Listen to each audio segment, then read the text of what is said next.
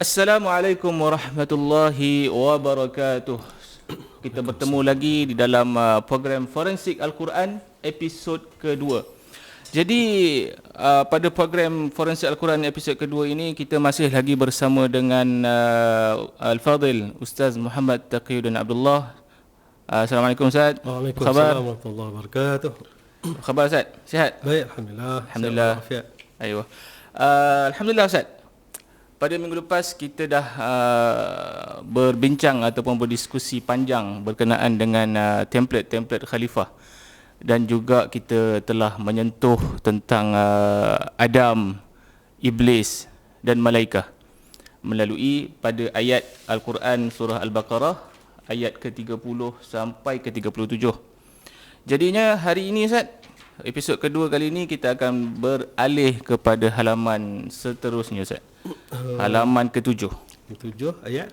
Ayat ke-38 sampai ke-48 sehingga 48. Jadi Ustaz, kalau kita tengok ayat ke-38 sehingga ayat 38 dan 39 ni, dia masih meneruskan ataupun masih ada continuity dengan kisah yang terjadi ataupun topik yang dibincangkan pada halaman yang sebelumnya. Ya. Tentang khalifah, tentang Adam, penciptaan Adam, dan juga tentang penolakan Iblis, dan juga tentang godaan Iblis kepada Adam dan juga Hawa di dalam syurga.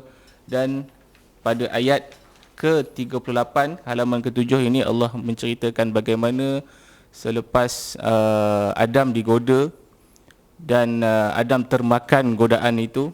Okey Ustaz, kalau kita tengok pada ayat 38 ni, dia menceritakan tentang akibat daripada perbuatan Nabi Adam AS apabila termakan godaan daripada Iblis laknatullah. Ya. Jadi dalam ayat 38 ni Allah menyebut qul nahbitu minha jami'a. Ya. Dan mana bermaksud ketika mana kami berfirman, turunlah kamu semuanya dari syurga itu. Ihbitu, turunlah kamu semua. Okey Ustaz. Kat sini ihbitu ni merujuk kepada jamak. Allah suruh turun semua. Kalau dalam bahasa Melayunya, bahasa pasar kita, turun semua. Ataupun turunlah belaka-belaka semua ni. Keluar daripada syurga. Macam itulah, turunlah. Ya. Jadi siapa yang dimaksudkan ataupun siapa yang diarahkan untuk turun ini Ustaz? Kalau merujuk kepada ayat ini, dia bermaksud jamak. Maksudnya lebih daripada dua orang. Sebab ada pendapat kata aqallal jama' isnan. Paling sikit jamak adalah dua. So bila dah jamak tu maksudnya lebih daripada dua. Ya, So solat jemaah pun ala-ala dua orang kan. so apa ni, siapa Ustaz? Kalau Ustaz boleh rungkaikan. Bismillahirrahmanirrahim. Alhamdulillah wassalatu wassalamu ala Rasulillah wa ala alihi wa sahbihi wa man walah. Kita mulakan dengan doa para malaikat. Subhanak la ilma lana illa ma 'allamtana innaka antal alimul hakim. Wala haula wala quwwata illa billah al-'aliyyil azim. Amma ba'd. Kita menyambung pada perbincangan yang lalu berkaitan tentang pelantikan kepada Adam AS sebagai khalifah. Jadi satu seginya itu menunjukkan Allah SWT memuliakan Nabi Adam AS dan keturunannya. Ya. Kerana khalifah ni bukan calon-calon orang. Betul. Jadi dan lantikan tu pula daripada Allah. Daripada Allah SWT direct. Betul. Bukan melalui malaikat dan sebagainya. Betul. Jadi inilah kalau dalam penyiasatan mereka akan mencari motif. Ya. Satu-satu perbuatan yang berlaku, jenayah yang berlaku, dia akan mencari motif. Betul. Jadi di sini ada motifnya. Kenapa satu pelanggaran ataupun so-called kesalahan atau jenayah daripada Iblis ni ataupun Azazil, apa kesalahan dia? Di sini dia ada motifnya.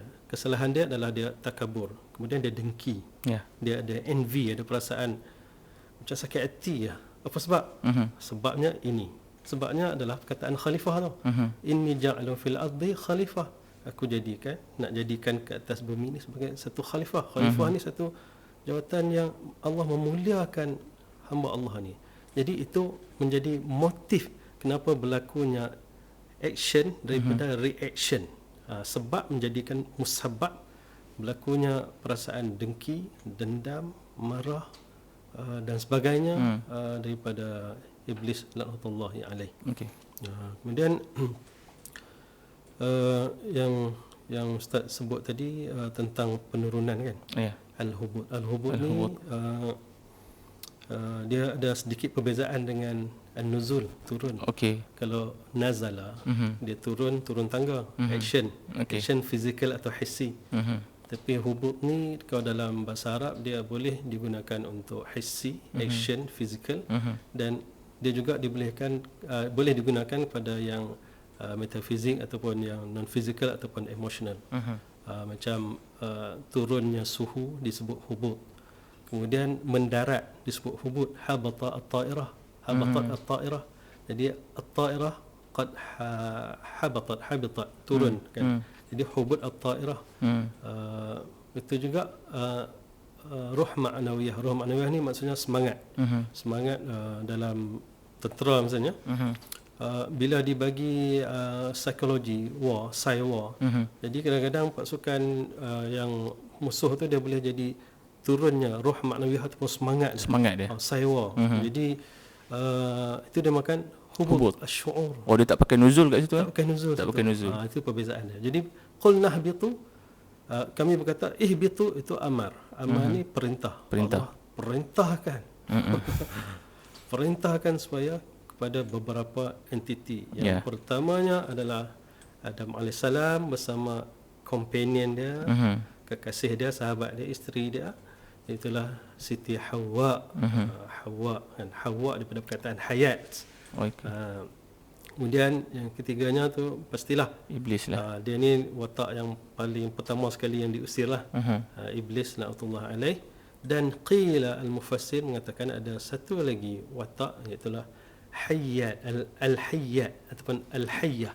Al-hayyah ni kalau literally meaningnya adalah sejenis makhluk yang dikatakan sebagai ular. Ular? So apa kena mengena ular dalam cerita tu, Ustaz? Jadi diceritakan di dalam kitab-kitab tafsir, dinakalkan daripada beberapa riwayat. Iblis bila dia nak masuk balik ke dalam syurga, dia tak boleh masuk direct sebab dia ada penjaga. Jadi dia memperalatkan haiwan ini, dia masuk bersembunyi di dalam tubuh badan, dikatakan mulut, masuk, dan di sana dia bekerjasama dengan ular ni lah. Di sana dia keluar dan dia menggoda Adam tapi tak berjaya. Kemudian dia pergi kepada Siti Hawa. Dia usik-usik untuk nak mendekati pohon yang dilarang tu. Syajarah tu kan.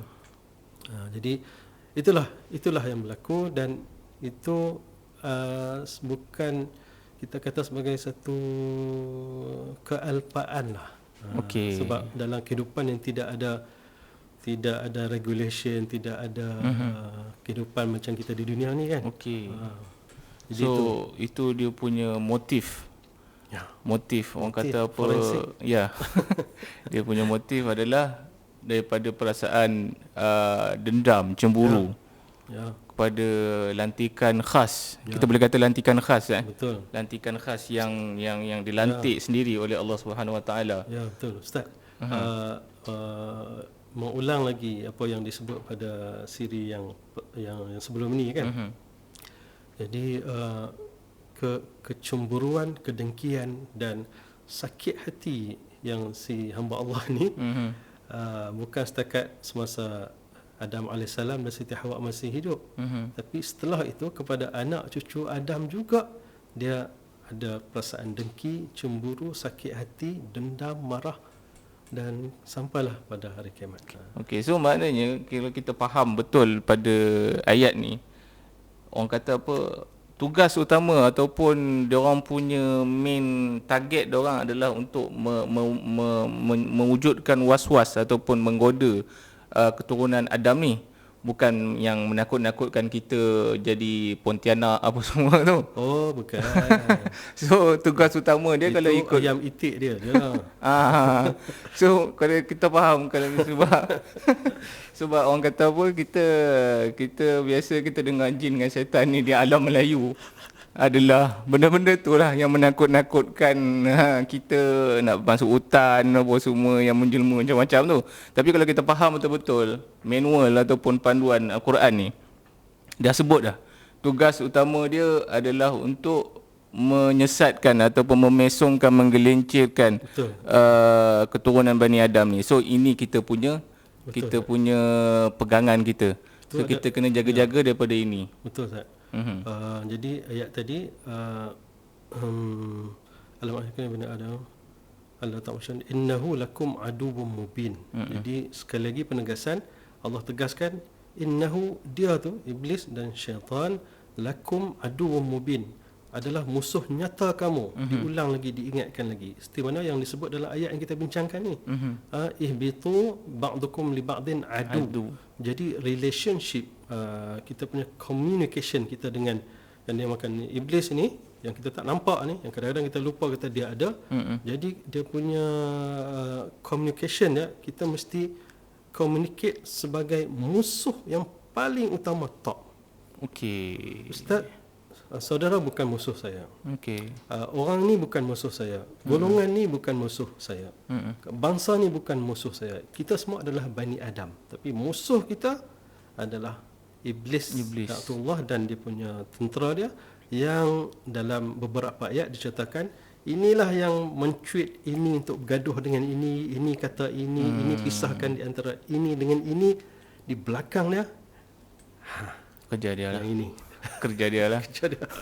Jangan lupa satu lagi, Rasulullah SAW berkait dengan ayat ni juga, the template. Rasulullah SAW ingatkan kita bahawa kita umpama pengembara yang singgah di satu pokok yang teduh, kita duduk di situ sekejap, kemudian kita akan sambung lagi tugas kita. Jadi kita ni satu perjalanan yang panjang. Kita datang daripada tempat yang tinggi, datang daripada Adam. Kita bukan lahir kat sini kan? Kita berhenti kat sini sekejap untuk rehat, dan kita akan sambung perjalanan kita, tak habis lagi. Kita ada 2-3 episod lagi ke depan lagi. Jadi dalam musafir kita yang panjang tu, Allah SWT ni Maha Pengasih, dia tak akan biarkan. Dia kata ke Adam, kami akan dalam ayat berikutnya kan, kami fa imma ya'tiyannakum minni huda. Fa imma ya'tiyannakum minni huda. Huda ni ada dua, satu huda kepada rasul-rasul yang kami utuskan untuk mengingatkan kamu. Yang keduanya, bersama rasul ini ada wahyu yang kami sampaikan dan dikompil menjadi al-kitab. Agama samawi, agama yang ada kitab. Zabur, Injil, Taurat, dan juga Al-Quran Al-Karim dan suhuf-suhuf. Jadi dalam pengembaraan yang panjang ni, Allah bagi kita manual. Allah SWT bagi kita tips ke? Clue, bukan clue. Dia macam bagi kita panduan, manual, ataupun kalau kita main treasure hunt tu, kan kita akan dapat apa tu nama clue lah. Clue macam lah, kan? nak pergi ke tempat lah. Nak cari tempat seterusnya tu. Jadi contohnya macam tu lah. Maksudnya Ustaz, kita nak menarik perhatian semualah. Kita duk baca Al-Quran kan? Yes. Kita baca Al-Quran sebab apa? Sebab baca Al-Mulk, sebab dia Al-Mani'ah, jadi pembimbing kita dalam kubur. Kita baca Allah, baca 3 kali dapat istana kan? Baik. Kita baca Al-Quran dengan mengingat pesanan Nabi Muhammad SAW. Kita ni pengembara yang duduk bawah pokok. Dan satu lagi pesan Nabi SAW, kun fid dunya ghariban aw abira sabilin. Kamu duduk di sini ni, kamu mesti membawa ciri-ciri, karakter, muwasafat kamu sebagai orang yang asing. Bukan mustaqim, bukan mustautin, bukan duduk menempat situ sampai bila-bila, bukan. Tapi sebagai seorang gharib, orang yang mengembara, orang asing, atau abira sabilin, atau sekadar orang yang transit ke RNR, singgah lalu. Tak ada orang sampai RNR buat rumah kat situ, tak ada. Kan? Betul. Jadi maka kita membaca Al-Quranul Karim. Kita baca, misalnya kita baca Al-Quran Mufiq ni kan. Ya. Kita baca ni dengan ingat bahawa kita ni pengembara dan melihat menu, melihat manual, melihat clue-clue apa lagi yang diarahkan pada kita untuk kita nak teruskan perjalanan. Ya. Tidak Ustaz. Cantik, Kalau Ustaz. boleh macam tu, Allah Akbar. Betul, Ustaz. Luar Cantik. biasa hidup kita. Tu Quran live. betul menunjukkan yang orang kata apa, Allah dia tak tinggalkan hamba dia. Dia hantar ke bumi, dia hantar Nabi Adam ke bumi, tapi dia tak tinggalkan kosong. Tak tinggal kosong. Dan kita lupa. Betul. Kita lupa kita mengembara. Betul. Sebab itu nama kita Al-Insan. Yang dilupakan, yang terlupa. Sampai ada satu surah nama Al-Insan. Hal ata 'alal insan. Tidakkah datang kepada al-insan yang lupa ni?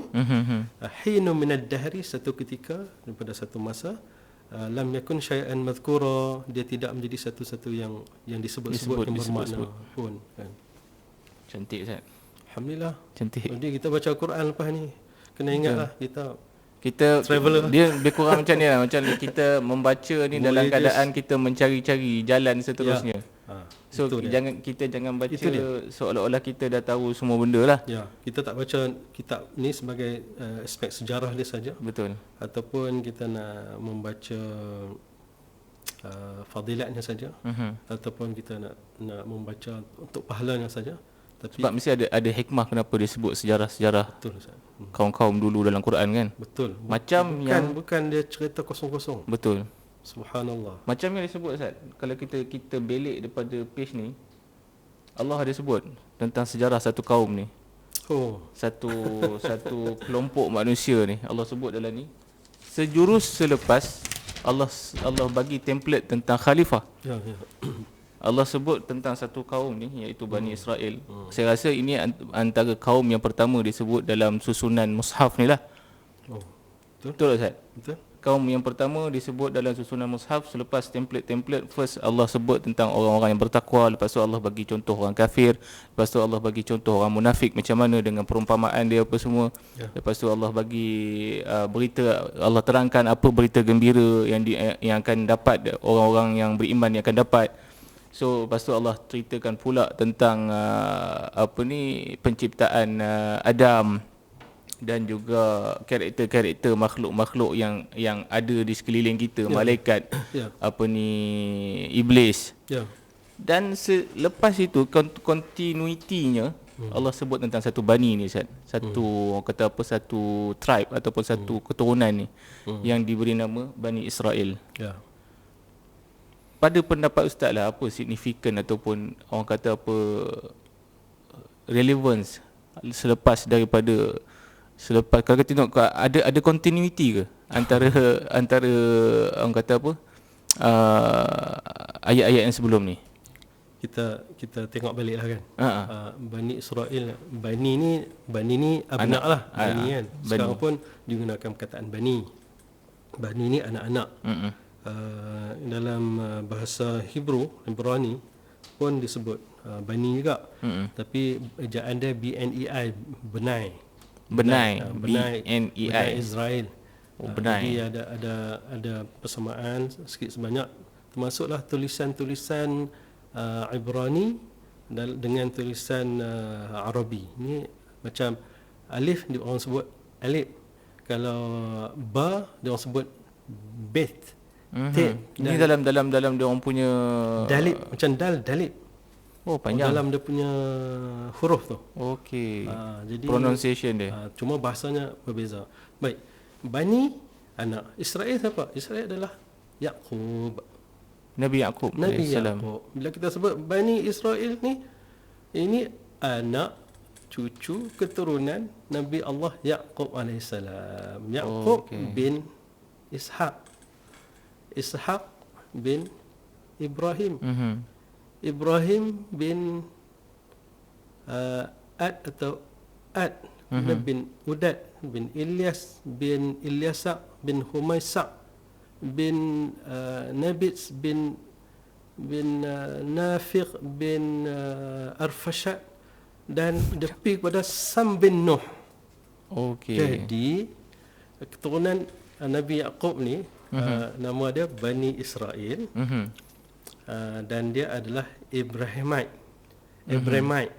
Ibrahim ni Ibrahim ataupun Ibraham, ataupun singkatan juga disebut sebagai Abram. Tu dia punya pronunciation terhadap nama-nama Nabi Allah Ibrahim alaihissalam, mengikut dia orang punya bahasa dan bangsa kan. Jadi Abrahamic lah, Bani Israel ini adalah Abrahamic. Ibrahim ni dia masuk dalam jalur apa? Dia masuk dalam Semitic.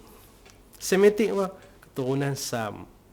Anak Nabi Adam alaihissalam ni dia ada, dikatakan ada 40 orang berpasang-pasang. Kemudian yang beranak pinak menjadi keluarga besar ni terbahagi kepada 3. Itulah Sam, Ham dan Yafith. Ini daripada keturunan Nabi Adam. Nabi Adam alaihissalam. Adam, Idris, Nuh, Hud, Saleh, Ibrahim, Lut, Ismail, Ishaq, Yaqub, Yusuf, Ayub,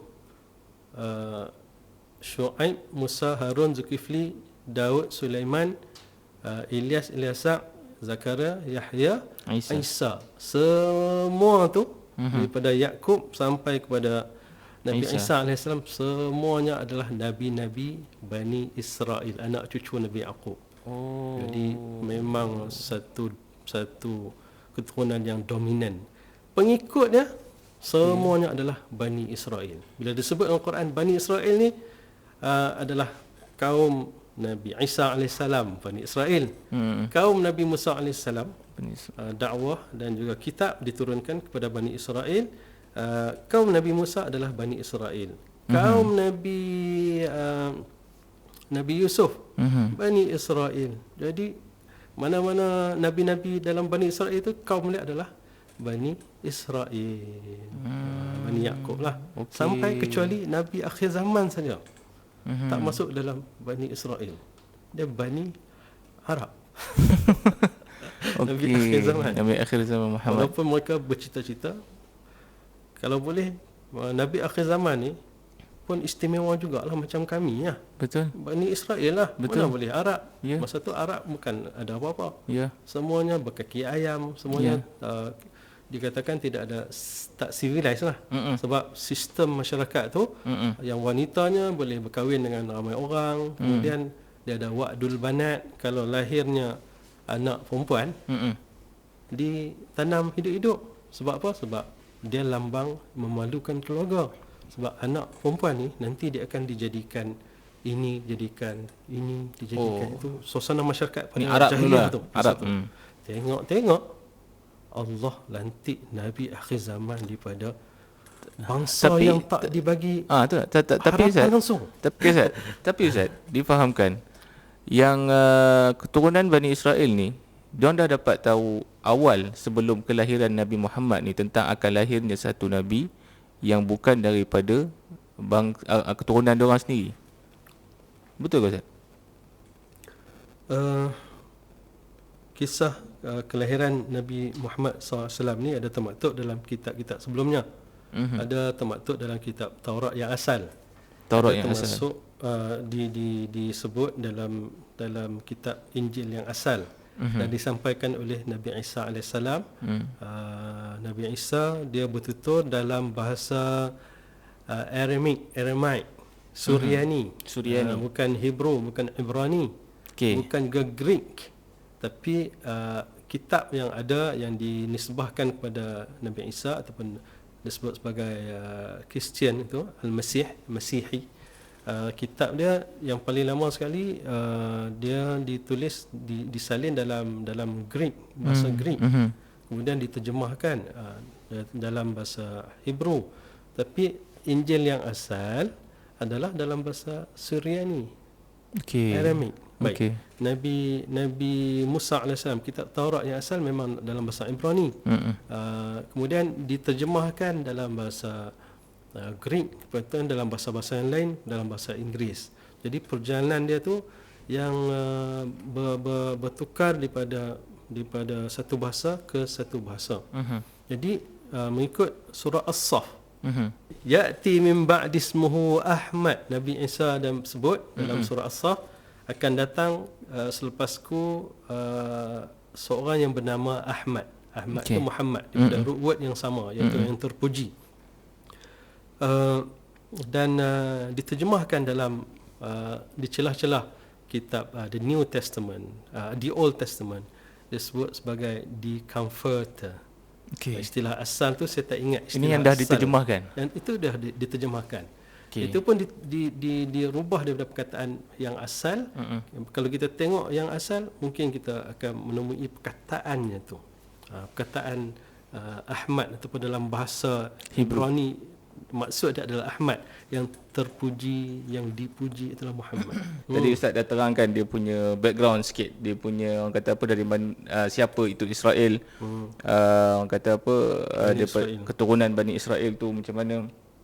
Jadi macam Ustaz kata tadi, dia orang kata apa, Bani keturunan Israel ni macam dia tak boleh terima akan datangnya satu nabi ataupun satu orang yang menjadi last messenger ataupun utusan Allah yang terakhir, yang bukan daripada dorang punya keturunan.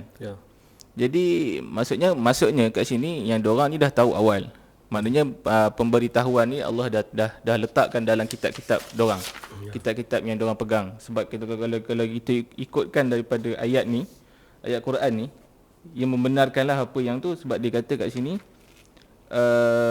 mana ayatnya, wa aminu bima anzaltu musaddiqan lima ma'akum, dan berimanlah kamu kepada apa yang telah aku turunkan, yakni Quran, musaddiqan lima ma'akum, yang membenarkan apa yang ada bersama kamu, iaitu kitab-kitab dorang. So maknanya benda ni dah diberitahu dalam kitab-kitab mereka. Cuma mereka yang saya tengok beberapa tafsir, dia kata pendeta-pendeta dorang memutarbelikkan berita kepada pengikut-pengikut diorang bahawa yang nabi yang datang ni adalah, yang disebutkan ni adalah nabi palsu, bukannya nabi yang betul. Sebab nabi yang betul diorang kata bukan daripada keturunan ini. Jadi diorang pun ada rasa tu ke, motif diorang memutarbelikkan tu sebab apa, Ustaz? Kita forensik sikit lah. Bani Israel kita kena tahu motif dia, Ustaz. Dia karakter Bani Israel, Masya Allah. Satu, dia membawa sifat superior. Sebab inni faddaltukum alal alamin. Allah SWT sebut pada Nabi Allah Ibrahim dalam ni kan. Betul. Inni faddaltukum alal alamin. Kami telah mengutamakan kamu, memberi kelebihan pada kamu kepada alamin, daripada yang lain-lain. Al-alamin ni disebutkan juga sebagai alimi zamanikum, orang-orang alim dan ilmuwan, orang yang superb pada zaman kamu, yang kamu mengatasi. Jadi superiority, kelebihan yang dibagi pada Bani Israel ini, dia juga bersusu galur daripada kelebihan yang telah dibagi kepada Nabi Allah Ibrahim AS. Superiority ataupun kelebihan yang dibagi pada Bani Israel ni, pada Nabi Allah Yaqub dan anak cucunya ni, dia bersusu galur daripada kelebihan yang telah dibagi pada Nabi Allah Ibrahim, ayahnya tu, kan, Nabi Ibrahim AS. Nabi Ibrahim AS ni dia patriarch ni, dia pelopor, pencetus kepada bangsa-bangsa. Sebab Nabi Allah Ibrahim anaknya Ismail, Ismail ni daripada keturunan Nabi Ismail sampai kepada Adnan ni menjadi susu galur bangsa Arab, kan. Lepas tu daripada Nabi Ishaq alaihissalam jadi Nabi Allah Yaqub, dan turunnya Bani Israel. Jadi Israel dulu dan sekarang ni orang kata Yahudi, Yahud. Jadi nama nisbah dia Yahudiyun. Yahudi dengan Arab ataupun Arabi ni asal usulnya satu ayah, itulah Nabi Ibrahim alaihissalam. Ni satu rumpun lah orang panggil, macam kita dengan Indonesia, macam tu. Abangnya tu adalah Bani Israel. Adik nombor 2 adalah Arab. Dan ada diceritakan juga dalam catatan kitab tarikh, tarikh Tabari lah, dalam kitab Ibn Sa'ad dan lain-lain lah, Ibn Kathir pun dah, kan, dalam An-Nihayah wal Bidayah. Nabi Allah Ibrahim ni ada seorang lagi, Selain Siti Hajar melahirkan Ismail, Siti Sarah melahirkan Ishak, ada seorang lagi isteri Nabi Allah Ibrahim, wallahu alam, ini diceritakan tapi saya sebut jugalah. Nama dia Siti Qanturah, Keturah ataupun Qantura. Dan dia melahirkan 6 orang anak. Dan di situlah pecah lagi keturunan-keturunannya. Ini kita tak nak elaborate di situlah. Jadi Nabi Allah Ibrahim ni dia dapat satu wathiqah, perjanjian daripada Allah SWT kepada Nabi Ibrahim, kau akan dapat keistimewaan. Wa idh ibtala Ibrahim rabbuhu. Wa idh ibtala Ibrahim rabbuhu. Allah telah menguji Nabi Ibrahim. Jadi Ibrahim telah diuji oleh Tuhannya bi kalimatin, dengan beberapa kalimat dan soalan-soalan, fa atammahunna, dan Nabi Ibrahim ni menyempurnakan soalan-soalan yang ditanya oleh Allah SWT. Qala, Allah kata, Allah firman, inni ja'iluka linnasi imama, aku melantik engkau menjadi pemimpin atau khalifah daripada Nabi Adam tadi, diteruskan oleh Nabi Allah Ibrahim dan seterusnya tu. Jadi inni ja'aluka linnasi imama, kata Nabi Ibrahim tanya pada Allah, wa min dzurriyyati, adakah daripada anak cucu cicitku? Jadi tak dijawab, tapi mafhumnya yalah. Anak cucu engkau juga, iaitulah yang terdiri pada Arab dan juga Bani Israel. Terutama Bani Israel tadi adalah anak cucu Nabi Yaqub. Akan tetapi di situ ada prasyarat dia. Qala la yanalu ahdi Allah. Qala Allah Subhanahu wa taala, la yanalu ahdi az-zalimin, tidak akan termaktub di dalam perjanjian ini orang-orang yang zalim di kalangan anak cucu cicit engkau wahai Ibrahim. Jadi kalau Bani Israel yang tidak mengikut prasyarat itu, maka dia terkeluar daripada karakter yang diberikan kelebihan. Karakter Bani Israel ni, kita tengok dalam sejarah. Allahu Akbar, jenis ketegak. Jenis degil, jenis superior, jenis melawan, memberontak. Cuba kita tengok sejarah. Itu karakter dia. Memang karakter sebab dia superior. Dia hebat. Cuba tengok apa kisah kisah Nabi Yaqub alaihissalam dengan Nabi Yusuf, anak Nabi. Saya rasa macam ada sebab pula bila Allah sebut Bani Israel ni, lepas Allah sebut karakter iblis yang superior, yang ego. Ni panjang cerita Ustaz, dah sampai Qabil Habil. Okey Ustaz, teruskan. Nabi Yusuf alaihissalam dan adik dia Bunyamin daripada ibu yang bernama Rahil, kan? Semua ada 13 beradik, ada seorang perempuan.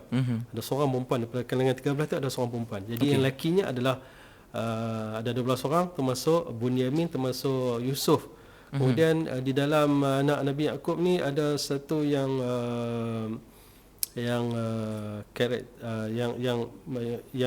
melahirkan keturunan yang disebut sebagai Al-Yahud tadi, sebab nama dia Yahuda. Mula Yahuda, lepas itu dinisbahkan, dia berkembang jadi Yahuda. Bila Yahuda, itulah jadi Al-Yahud. Jadi bila nisbah dia jadi Yahudi. Jadi Bani Israel ni daripada Nabi Allah Yaqub sampai Nabi Isa alaihissalam. Lepas itu selepas pada tu ada berlaku asimilasi. Asimilasi daripada satu bangsa yang berketurunan Aryan. Keturunan Aryan ni area Turki, Iran, yang macam itulah Aryan. Termasuk Europe pun ada juga. Dan dinisbahkan satu tempat bernama Ashkenaz. Ashkenaz ni terletak di Turki utara tapi sebelah timur, bersempadan dengan Yugoslav, dengan Eropah lah. Jadi dia orang ni bukan daripada Bani Israel. Dan dia orang ni suka karakter dia orang ni suka bisnes. Dan dia ada satu bahasa yang disebut sebagai bahasa Yiddish. Yiddish ni dia fluent dia macam Germany, tapi Jerman yang lama. Yang ni dituturkan oleh golongan-golongan Aryan lah. Ashkenaz. Dan diorang ni memang memelihara dia punya sistem bisnesnya. Kemudian mereka mencipta satu bahasa mereka, bahasa yang penuh rahsia. Sehingga dikatakan istilah ataupun perkataan jual itu ada 200 lebih untuk perkataan jual saja. Banyaknya. Banyaknya kan? Banyaknya. Jadi itu Ashkenaz ni. Kemudian selepas tu mereka berada di antara zaman Nabi Musa AS dan Nabi Isa AS. Nabi Isa satu abad pertama, Nabi Musa abad yang 2000 sebelum Nabi Isa AS, dan mereka berada di pertengahan. Nabi Muhammad 500 tahun selepas Nabi Isa AS. 571. Di abad ke-6 selepas tu. Jadi mereka ni berada dalam sempat dengan Nabi Isa AS.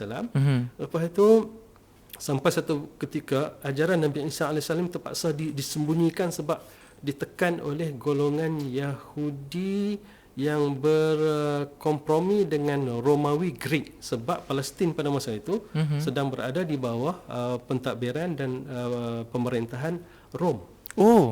Dan Nabi Isa AS ni dilihat sebagai seorang pemberontak lah, sebab dia melawan norma-norma yang bukan norma baru, norma-norma yang dipercayai, norma-norma akidah yang dipercayai oleh Greek. Greek ni ada Zeus, ada Olympus, dia punya dewa-dewa tu. Athens lah, apa semua tak erti kan. Dia ada 3 Tuhan, Trinity ataupun Trimurti, ada 3 Tuhan. Jadi dia nak bawa ajaran satu Tuhan, Nabi Isa ni, unity Nabi Isa, Allah, tauhid, agama tauhid. Jadi berlawan dengan tu, maka dia ditekan oleh golongan Yahudi yang ataupun Bani Israel, yang memang karakter dia bunuh nabi-nabi. Ya, betul. Nabi Yusuf AS ni dia diletak dalam telaga oleh abang-abang dia. Betul. Tapi mereka bertaubat selepas tu. Ya. Kemudian kita tengok pula Nabi Musa AS. Nabi Musa AS, Bani Israel ni dah berjaya lepas daripada cengkaman Firaun. Kan? Lepas Laut Merah, kemudian pergi ke Sinai. Nabi Musa AS pergi menerima wahyu, menerima perintah yang mereka kenali sebagai the 10 commandment, perintah yang 10. Tapi dalam Al-Quran bukan 10. Saya tak ingat, mungkin 12 kot. Perintah yang 12 ada disebut dalam ayat yang berikutnya, 41 ni ada. Itu turun Nabi Isa duduk kat atas tu terima wahyu. Bila turun saja tengok dia orang dah kufur, dah sembah dah patung anak lembu Musa Samiri. Macam tu sekali. Walaupun dah Allah selamatkan mereka, tapi mereka boleh ubah lagi. Sampai Nabi Harun, bila Nabi Musa turun tarik janggut Nabi Harun, marah pada Nabi Harun adik kan? Kenapa kau biarkan mereka ni kufur? Dia minta maaf lah, mereka ni degil pun tak dengar cakap. Itu karakter. Sehingga punishmentnya mereka bertaubat, tapi taubat mereka, untuk nak menyempurnakan taubat mereka, mana-mana yang menyembah patung anak lembu Musa Samiri ni mesti bertaubat dengan melepaskan nyawa sendiri. Jadi lepas itu pada zaman Nabi Musa alaihi salam. Ini karakter dia disebut dalam Al-Quran, mereka ni membunuh nabi-nabi. Jadi karakter dia sampai macam tu.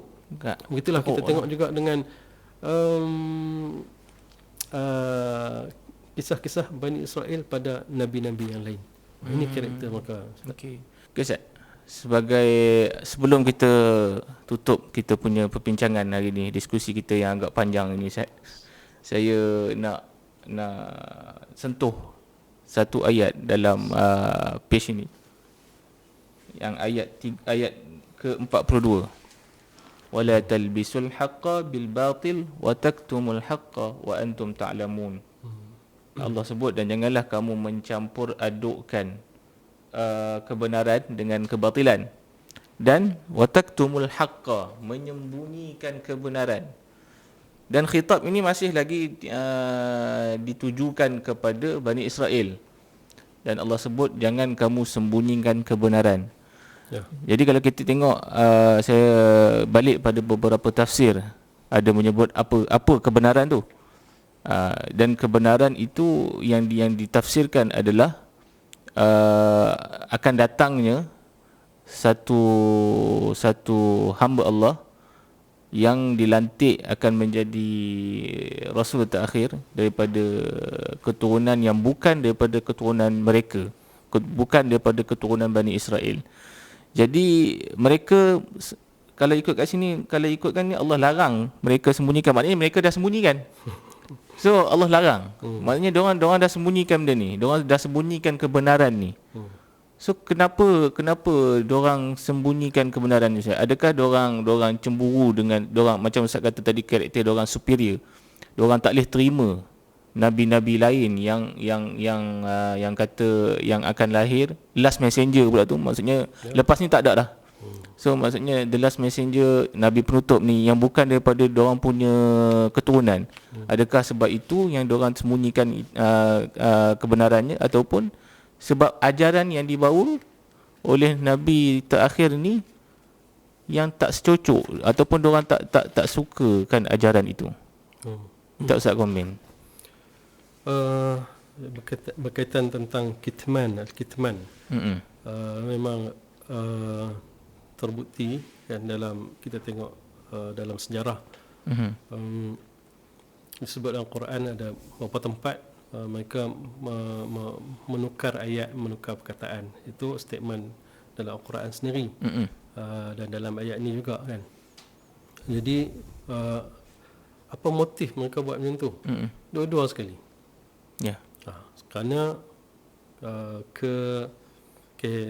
rasa kehebatan, kelebihan anak cucu ataupun keturunan bangsa Yahudi, Bani Israel ini, bangsa-bangsa yang diutuskan Rasul dan kitab, kan.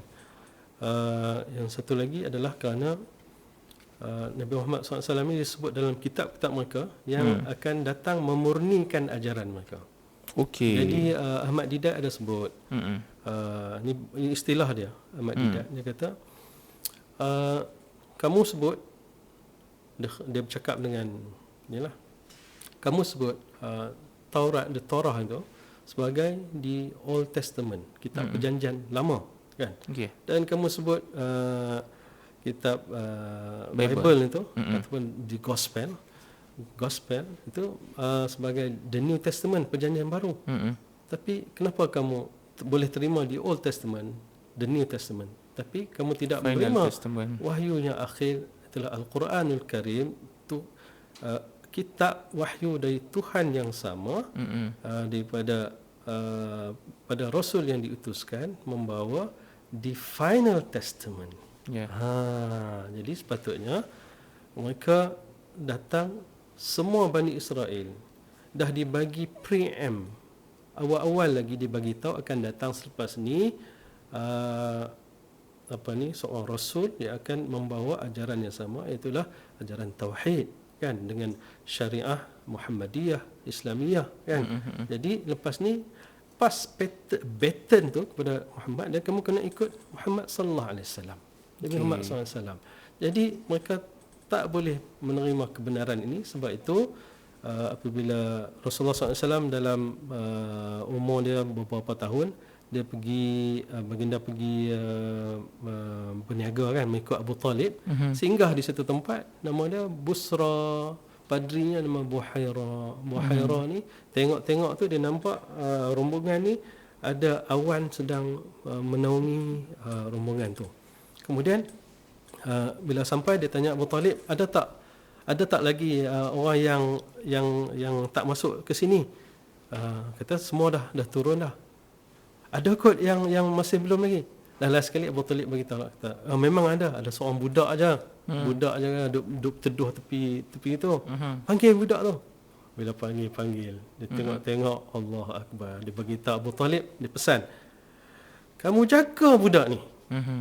Jangan bagi pendeta-pendeta Yahudi di Mekah, di Madinah tahu. Kalau mereka tahu, mereka akan bunuh.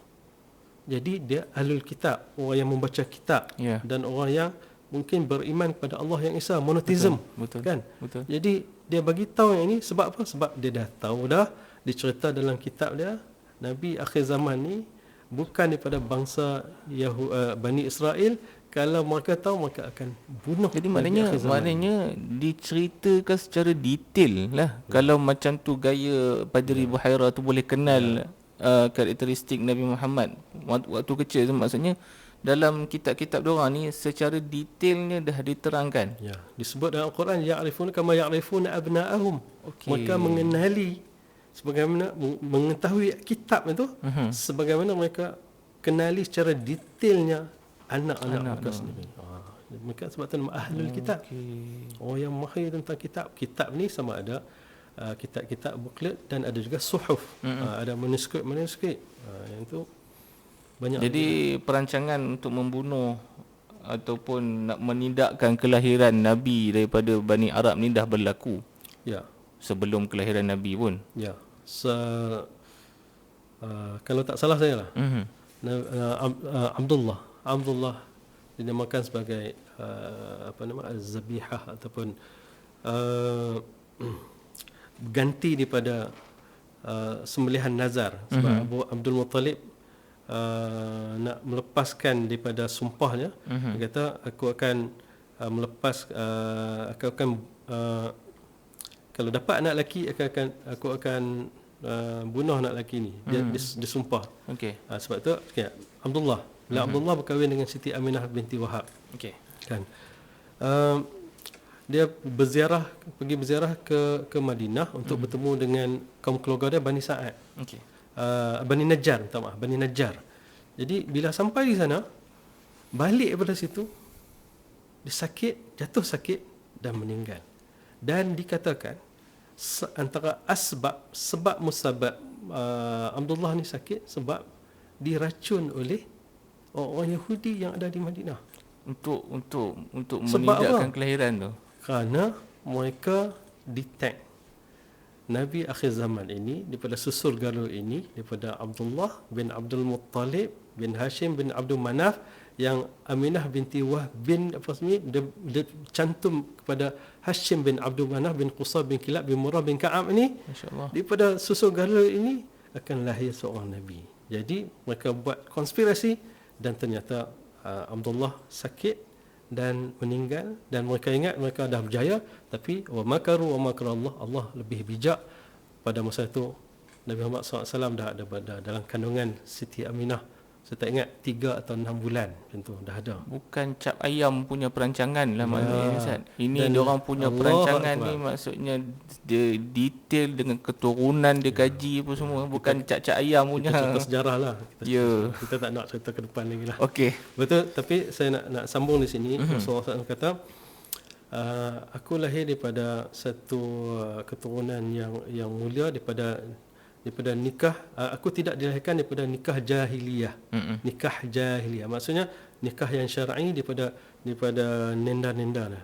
Muhammad bin Allah bin Abdul Muttalib bin Qusay bin Kilab bin Murrah bin Ka'ab bin Lu'ay bin Ghalib bin Fihrin bin Malik bin An-Nadhr bin Kinanah bin Khuzaimah bin Mudrikah bin Ilyas bin Ilyas bin Nizar bin Ma'ad bin Adnan. Sampai itu semua tu nikah dalam nikah yang syar'i mengikut millah tu. Jadi dan tidak ada pernikahan tu daripada yang jahili, yang zina, daripada nikah zina, tidak ada. Itu dijaganya zuriat Nabi Muhammad SAW daripada Nabi Adam sampai kepada Nabi Muhammad SAW melalui Abdullah dan Siti Aminah. Baik, alhamdulillah. Saya rasa kita boleh tutup dulu kita punya sesi pada episod kali ni, Ustaz. Saya rasa kita dah forensikkan halaman ni agak panjang, Ustaz. Kita dah tahu, orang kata apa, kita dah cerita tentang Israel. Betul. Nanti kita cerita Bani Arab, InsyaAllah, Ustaz. Kalau ada ayat-ayat yang berkenaan dengan Bani Adam, insya-Allah kita akan ceritakan. Bani Melayu ada tak? Bani Melayu tak ada. Tak ada. Bani Melayu tak diceritakan secara spesifik dalam Quran. Baik. Alhamdulillah, saya rasa kita berhenti setakat sini dulu Ustaz untuk episod kali ini. Insya-Allah kita pada episod akan datang kita akan sambung dengan topik perbincangan insya-Allah yang lebih menarik ataupun topik perbincangan yang lain lah, sebab kita akan berganjak kepada halaman yang seterusnya. Insya-Allah. Jadi kepada penonton-penonton sekalian yang mana yang baru tengok program ini, anda sekarang berada di Quran Live Channel dan ini adalah salah satu program di Quran Live Channel, Ustaz. Jadi kepada anda semua mohon like, share dan subscribe. InsyaAllah kita akan kongsikan lebih lagi konten-konten menarik dalam channel ini, insyaAllah Ustaz. Daripada host-host lain juga lah. Yes, daripada kita ada program-program lain yang akan menyusun insyaAllah. Jadi aku qauli hadza wa astaghfirullahal azim li wa lakum. Assalamualaikum warahmatullahi wabarakatuh. Waalaikumsalam warahmatullahi wabarakatuh.